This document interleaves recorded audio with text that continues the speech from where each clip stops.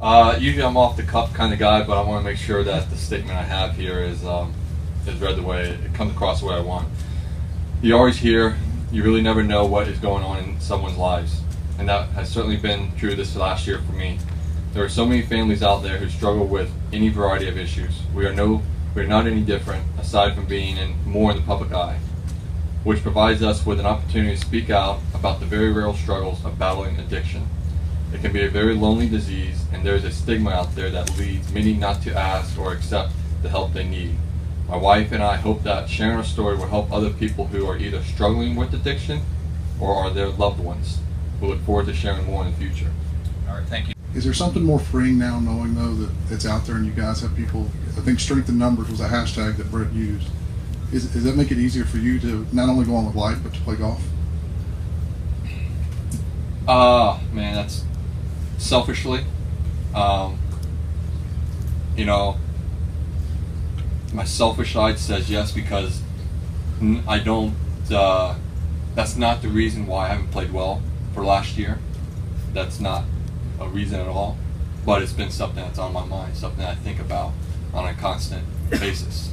But now that, you know, I've been a happy man at home. Last year has been one of the most enjoyable years of my life.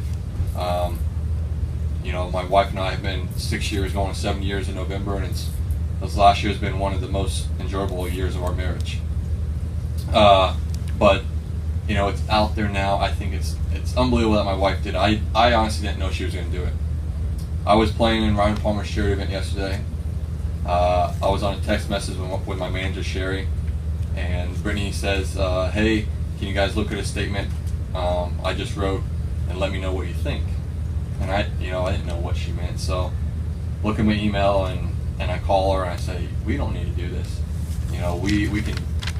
You know, I obviously mentioned something about the last year and there was a struggle, but we can dip, dive, and dodge around these questions, no problem.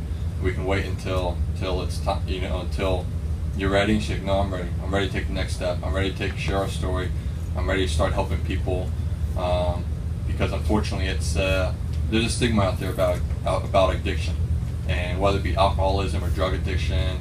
An eating disorder, you know, people don't want to talk about it, whether it be a mental disorder as well. No one wants to talk about it, and we need to talk about it. And it's nothing to be frowned upon. It's nothing, you know, to be ashamed of.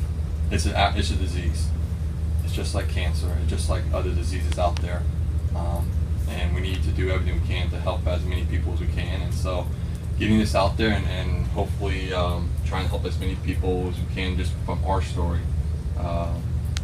You know, that's our goal. That's one of our goals now. And listen, my wife's 1 year sober, and the journey's not over. It'll never be over. But it's a path that we're on the right path, and every day we have challenges, and just like everyone else in the world, we're no different. So we are just going day by day and staying on the path that you know, God's put in front of us.